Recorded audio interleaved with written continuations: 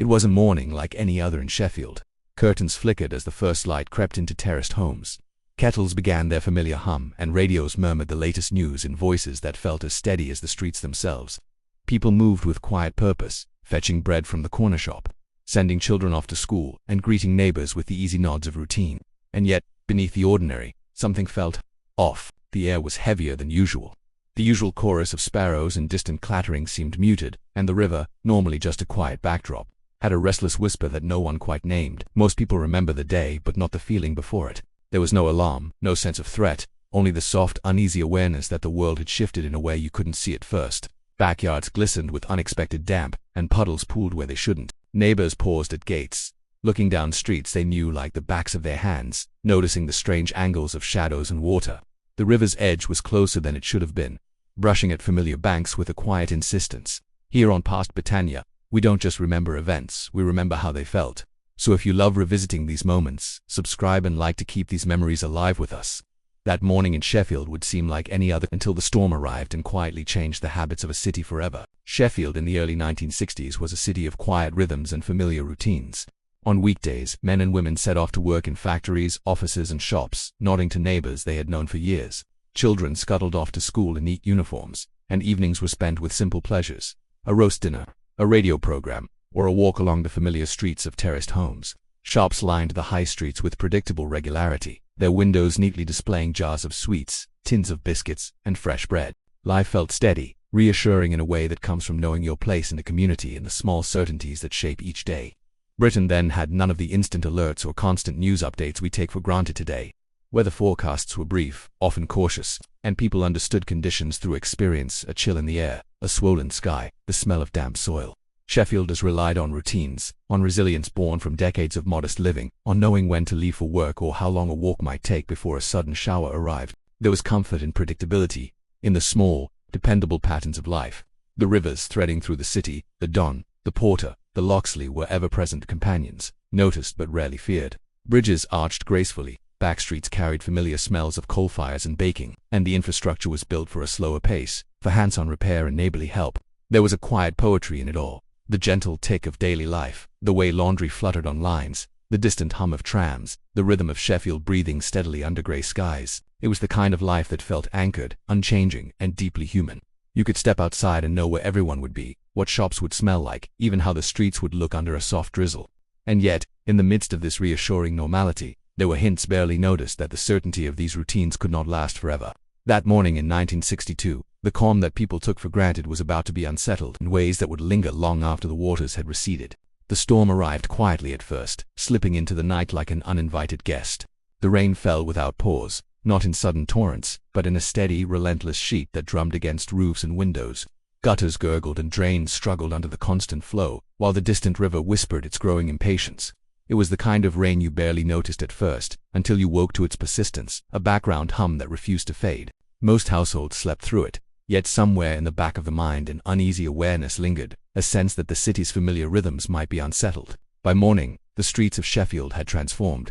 Terraced homes, usually neat and dependable, were flanked by puddles in unusual places. Gardens glistened under a layer of mud, and cobbled pavements seemed somehow smaller, narrower, changed. Shops opened to reveal floorboards damp underfoot, doorsteps splashed with water that had traveled further than anyone expected.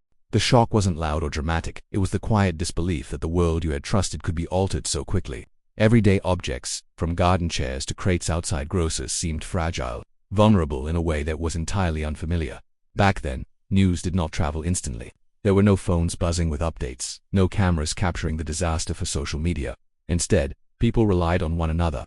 Neighbors passed information over garden fences, at the bus stop, in shops. A nod, a whispered word, a hurried message. These became the lifeline of awareness. The city shared its experience quietly, collectively, with each person noticing details the next had missed. The air carried a cold dampness that penetrated through coats and scarves, clinging to hair and hands. There was a smell of wet earth, of coal smoke mingling with rain, a scent that was both familiar and unsettling. And yet, amid the disruption, a quiet determination took hold. Sheffielders moved carefully, stepping around puddles, checking on neighbors, restoring what could be restored. The storm had arrived, and it had made its mark, but the real change was subtle. It was not in the splintered doorsteps or sodden pavements. It would come slowly, shaping habits, routines, and the very way the city thought about itself, a quiet transformation that began that morning. and would be felt for years to come. In the days that followed, Sheffield moved with a kind of quiet, shared purpose. Families swept mud from doorsteps, cleared leaves from gutters, and carried buckets of water from kitchens and cellars. Neighbors checked on one another without being asked, lending brushes, spades, or just a helping hand. There was no grand talk of community spirit, yet it threaded through every action, small gestures of care that stitched the city back together. Shops reopened slowly, their windows streaked with rain but alive with familiar faces, and children returned to school with soggy shoes and stories of the rising waters. Amid the work, there were unspoken realizations. The river, once a backdrop to daily life, was now a presence to be respected, a force that could no longer be ignored. Streets and backyards that had seemed permanent were suddenly fragile, and the comforting patterns people had relied upon were shaken. People began to notice details they had never needed to notice before: the rise of the water in familiar lanes, the way drains struggled, the way the wind could push clouds so low they seemed to scrape the rooftops. The trust in how things had always been quietly shifted. There were forgotten truths too, lessons that were never written down but carried forward. Houses were reinforced, pavements repaired with new attention, and city planning started to take water into account in ways it had never done before. Attitudes changed, habits adjusted, children were taught to respect the river. Adults remembered its quiet power, and older generations carried the memory of that storm like a private talisman, a reminder of vulnerability and resilience. Even the smallest routines shifted. Neighbors walked their streets with renewed awareness, conversations lingered on weather and rivers, and people paused more often to look at the familiar landscapes they had once taken for granted. These adjustments were subtle, nearly invisible, yet they endured. And even today, long after the waters have receded and the pavements have dried, parts of Sheffield still carry echoes of that night. A bend in the river, a slightly higher curb, a memory passed quietly over garden fences, reminders that some changes are not sudden, but slowly, quietly woven into the fabric of everyday life, shaping the city and its people in ways that are felt more than seen. The storm in Sheffield wasn't memorable simply for the damage it caused, though that was clear enough. What lingered was a quiet sense of vulnerability, the unsettling realization that the routines we take for granted, the streets we walk every day, the river we pass without a thought, could all change in a single night. Life felt slower then, yes, and in that slowness there was a fullness that is rare today. People noticed one another, helped one another, and moved with a deliberate care that made every action meaningful. There was a human comfort in the shared effort, in neighbors leaning over fences to lend a hand, in families cleaning together and swapping stories. It was a strength that required no announcement, no ceremony, simply a willingness to act, quietly, patiently, and persistently. Children watched and learned, adults adapted, and the city itself seemed to breathe with that same determination. These small, unnoticed moments of connection carried forward long after the water had receded. The nostalgia we feel for that time is not about longing for difficulty or hardship. It is about remembering the connection, the attentiveness to ordinary life, the way people held one another up in ways that today can feel almost forgotten. Streets were restored, houses repaired, but the real legacy of that night was the knowledge it left behind, that ordinary routines could be fragile. Yet ordinary people were remarkably resilient. Some things were never rebuilt, the exact patterns of daily life, the unquestioned safety of familiar streets, even the same way we looked at the river.